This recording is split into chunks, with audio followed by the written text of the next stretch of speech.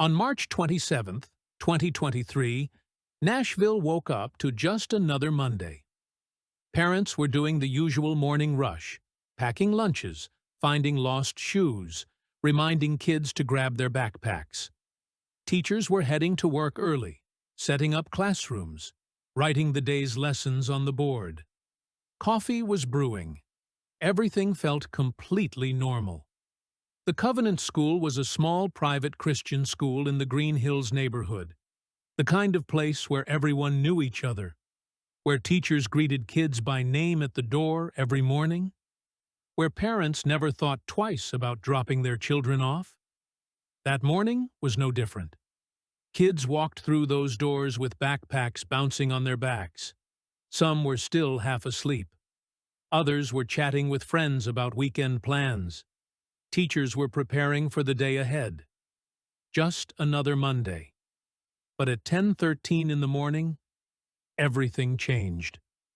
A car pulled into the parking lot.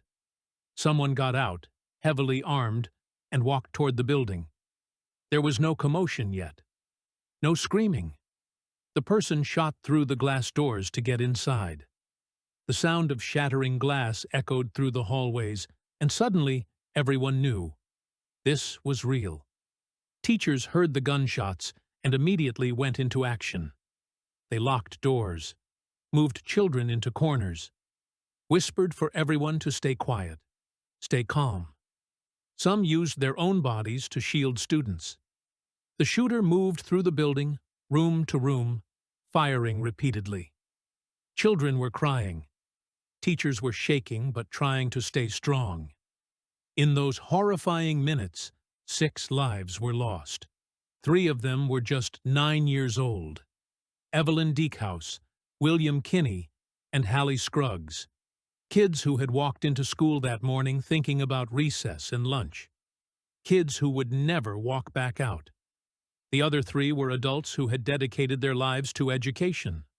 Cynthia Peake, a substitute teacher. Catherine Coonsey, the head of the school. And Mike Hill, a custodian. People who showed up that day to help children learn and keep the school running. Police arrived fast. They rushed in, knowing every second counted. They moved through the building, securing rooms, evacuating students. They followed the sound of gunfire, and within 14 minutes of arriving, they confronted the shooter on the 2nd floor.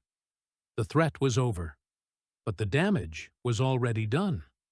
Parents started showing up in a panic. They pulled up in cars, some still in pajamas, having rushed out the moment they heard. They were desperate to find their children. Police had set up a reunification area, and parents stood there scanning every face, waiting, praying. Some got that reunion. They grabbed their kids and held them tight, crying, not wanting to let go. But 6 families waited, and their loved ones never came. Nashville was in shock. This kind of thing happened in other places, on the news, somewhere far away. Not here.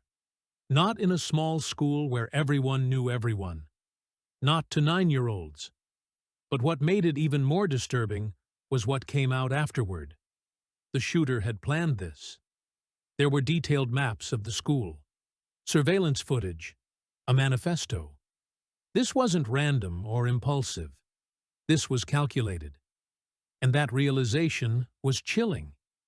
Because if someone could plan something this horrible in such detail, how do you stop it? The shooter had actually attended the school years before, had walked those same hallways as a child, knew the layout, knew the routines, knew exactly where to go. That made it even harder to process. In the days that followed, Nashville tried to make sense of something that made no sense. Vigils were held, flowers piled up outside the school, stuffed animals, candles, handwritten notes. The community came together, grieving, supporting each other. But there was also anger, frustration, a need for answers that didn't exist. People wanted to know why. Why this school? Why these children? But sometimes there is no why that makes sense. Sometimes all you can do is stand in the wreckage and try to pick up the pieces. The Covenant School would never be the same. Neither would Nashville. Neither would the families who lost someone that day. Because once that kind of violence touches your life, it changes you forever. How safe you feel, how much you trust, how tightly you hold the people you love. The hardest part? It all happened on a Monday morning that started like any other, with coffee and backpacks and goodbyes. No warning, no sign. Just an ordinary day that became anything but. Because that's the thing about tragedy. It doesn't announce itself. It just happens. And in 14 minutes, everything you thought you knew about safety and normalcy can shatter. 6 people lost their lives that day, but countless others were changed forever. The Covenant School wasn't like most schools. It was small, private, faith-based. The kind of place where parents felt their kids were truly safe. Teachers knew every student by name. Parents volunteered in classrooms. Heavy security? That felt almost offensive here. This was a community built on trust. But what made this tragedy so hard to process was this. The shooter had actually been a student there years ago, had walked those same hallways as a child, been part of that community. Time had passed. People had moved on. Or so they thought. What investigators discovered later was chilling. This wasn't someone who just snapped. The attack had been carefully planned. The shooter had studied the school, the entrances, the layout, the routines, had watched and waited. And that's what terrified people most. If someone could plan something this horrible and nobody saw it coming, how do we protect anyone? Here's the brutal truth. There were no obvious red flags, no criminal record, no recent threats, no worried calls from family. To everyone outside, everything seemed normal. Maybe there were signs that only made sense later. But in the moment, nothing loud enough to stop what was coming. That's what keeps people up at night. We want to believe we can see danger coming. But sometimes, terrible things are planned behind closed doors, while the rest of us just live our normal lives, completely unaware. That Monday morning started like any other. Parents dropped kids off like they'd done 100 times. Teachers unlocked classrooms. Students chatted in hallways. Everything felt safe and ordinary. Then, at 10:13 in the morning, glass shattered. The sound echoed through the building. For a split second, maybe people thought it was an accident. But that confusion vanished fast. The next sounds were unmistakable. Gunfire, screaming, chaos. The sense of safety didn't just crack. It completely collapsed in seconds. Teachers became shields. Kids who'd been laughing minutes before were huddled in corners, silent. Parents who'd just kissed their children goodbye were getting the worst phone calls of their lives. Everything changed instantly. The belief that it won't happen here was gone. The trust that this small community was somehow protected, shattered like that glass door. The Covenant School had done everything right. It created a warm, safe environment. It was intimate. Everyone looked out for each other. Parents chose it specifically because it felt protected. But on March 27th, they learned what so many communities have learned the hard way. Nowhere is truly safe. Violence doesn't respect boundaries. It doesn't care about good intentions or loving communities. The shooter knew exactly what they were doing, had studied the building like planning a military operation, knew which doors to target, where people would be. This wasn't chaos. This was calculated. When police stopped the threat 14 minutes after entering, 6 people were already gone. 3 9-year-olds, Evelyn, William, and Hallie. 3 adults, Cynthia, Catherine, and Mike, who dedicated their lives to helping children. Investigators later pieced together all the planning, but none of it brought those 6 people back. None of it erased the trauma. None of it restored the safety parents had felt hours before. The hardest questions don't have answers. How do you protect against someone with no criminal history? How do you predict violence when there are no threats? How do you stay welcoming while preparing for the worst? The Covenant School was supposed to be different, safer. And maybe that's the most painful lesson. There's no such thing as safe enough. Tragedy doesn't announce itself. Sometimes it just walks through the door on an ordinary Monday while coffee's still warm and kids are still laughing. Parents arrived in panic. Some got to hold their kids again. 6 families waited, but their loved ones never came out. Nashville was in shock. This happened other places. On the news. Not here. Not to 9-year-olds in a small Christian school. The community came together. Vigils, flowers, tears, but also anger. A desperate need for answers that didn't exist. People wanted to know why. But sometimes there is no why that makes sense. The Covenant School will never be the same. Neither will the families who lost someone. Because once violence touches your life like this, it changes you forever. And it all happened on a Monday that started just like any other. At 10:13 a.m., glass shattered, and everything everyone believed about safety collapsed in seconds. The entire attack lasted 9 minutes. 9 minutes! That's how long it took for an ordinary Monday to turn into something no one would ever forget. 9 minutes between normal life and irreversible loss. Inside the school, teachers did what they'd been trained to do. They tried to protect their students with their own bodies, pushed kids into corners, locked doors, stayed calm even though their hands were shaking. Children ran where they were told, stayed quiet when they were told. Some followed every instruction perfectly and still didn't make it out. Police arrived quickly, faster than in so many other tragedies. Officers didn't wait or hesitate. They moved straight toward the gunfire, knowing every second mattered.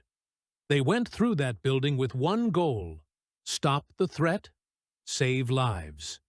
The shooter was killed inside the school. By 10:22 in the morning, it was over. The gunfire had stopped. Emergency responders were flooding in. But the damage wasn't over at all. Outside, parents were arriving in absolute panic. They'd gotten fragments of information: active shooter, injuries, emergency. They pulled up in cars, some still in work clothes, some barely dressed. They were frantic, scanning every face they could see. They stood behind police tape, looking for their child in the crowd being evacuated. Every second felt like forever. Every kid who walked out that wasn't theirs made their hearts sink. They were praying, "Please, let me see my child. Please, not mine." Some parents got what they'd been praying for. Their child ran toward them, and they grabbed them, held them tight, crying, never wanting to let go. Those reunions were happening all around, relief mixed with trauma. But 6 families waited and waited. They watched other parents find their children, and their loved one never came out. 3 families waiting for 9-year-olds, 3 families waiting for educators. The realization came slowly for some, suddenly for others. When hope started turning into dread, when they heard the names: Evelyn Deekhouse, William Kinney, Hallie Scruggs, Cynthia Peake, Catherine Kunze, Mike Hill, 6 people who'd been alive at breakfast, who'd said goodbye that morning, gone in 9 minutes. Nashville went into shock. The news spread fast through texts and social media. People couldn't believe it. Not here, not in their city, not in a small school where everyone knew everyone. And then came the question everyone asks after something like this. The question without a clean answer. How did this happen here? How did someone plan this without anyone noticing? How did a former student turn into someone capable of this violence? How did all the systems that should protect us fail? People wanted answers. They wanted to know something could have been done differently, some policy that should have been in place, some sign that should have been caught.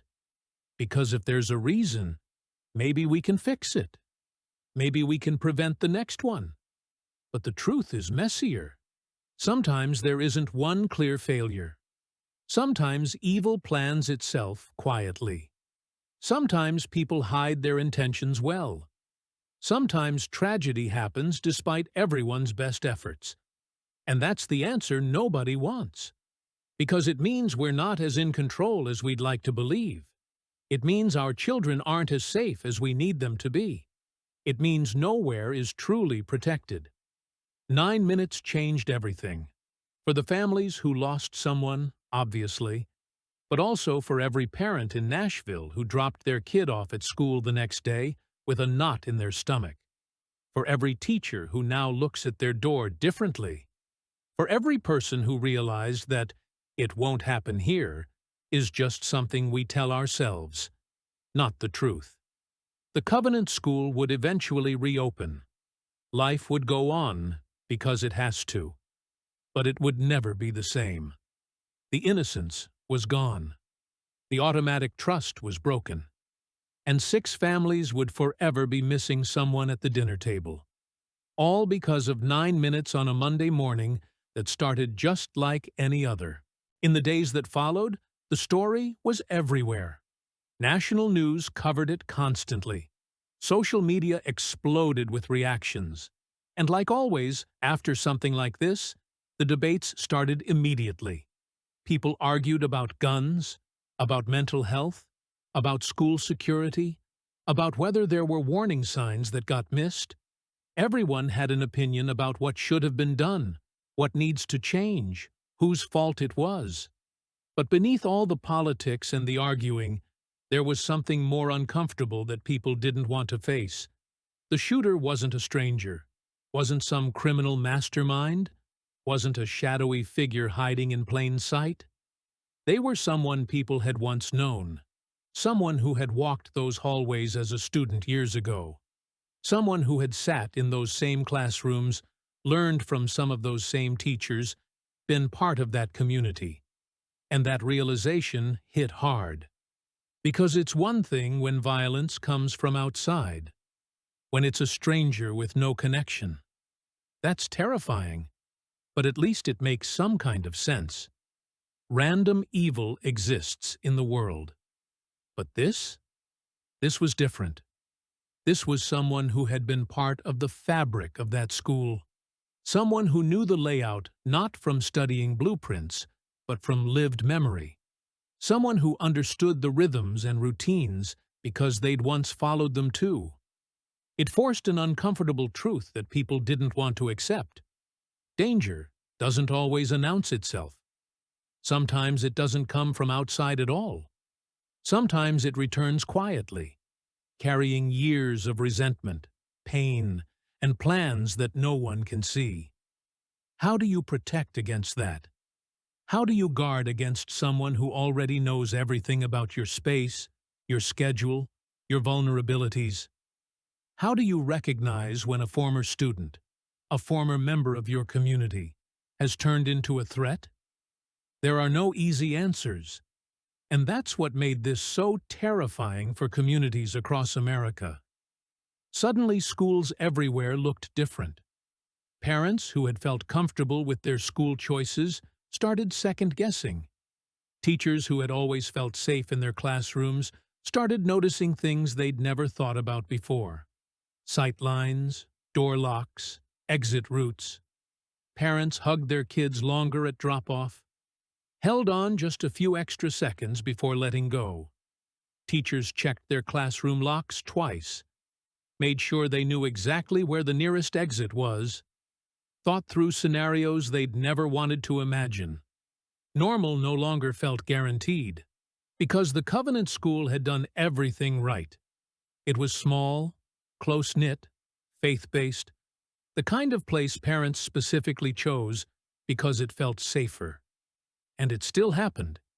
If it could happen there, it could happen anywhere. That's the realization that spread across the country like a cold wind.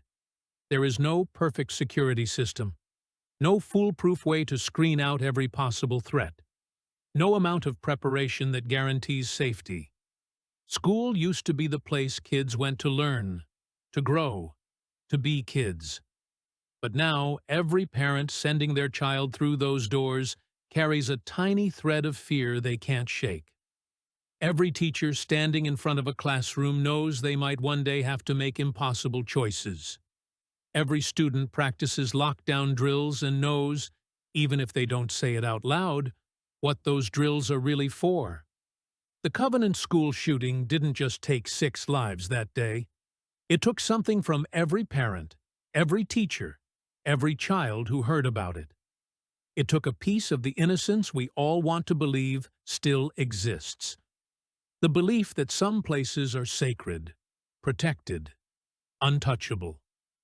3 9-year-olds and 3 educators were killed by someone who had once been part of their community. Someone who came back with violence that nobody saw coming. And communities across America had to face the hard truth. Sometimes the danger isn't out there somewhere. Sometimes it's someone you once knew. Someone who used to belong. Someone who came back. That's the lesson nobody wanted to learn. But on March 27, 2023, Nashville learned it anyway. And the rest of the country watched, held their own children a little tighter, and wondered if their own sense of safety was just an illusion too. Today, the Covenant School has reopened. Classrooms are filled again. Teachers stand at whiteboards. Students sit at desks, opening books, whispering to friends. Lessons continue. Life moves forward. Because it has to. But anyone who walks through those halls can feel it. Nothing is the same. The building might look similar. The schedules might be back. But there's a heaviness in the air that wasn't there before. An awareness everyone carries, but nobody really talks about. The names of the victims are spoken softly now, but never forgotten. Evelyn, William, Hallie. 3 children who should be in those classrooms today. Cynthia, Catherine, Mike. 3 adults who should be there teaching, leading, helping. Their absence is felt everywhere. In empty chairs, in unfinished artwork on the walls, in daily routines that still feel wrong somehow. Teachers see it when they call attendance, and certain names are just gone. Parents feel it when they drop their kids off, lingering longer, watching with a tightness in their chest. Students feel it too, the younger ones remembering the chaos and fear, the older ones knowing exactly what they lost. There are more security measures now, more protocols, things that maybe should have been there before, or maybe wouldn't have made a difference. Nobody really knows.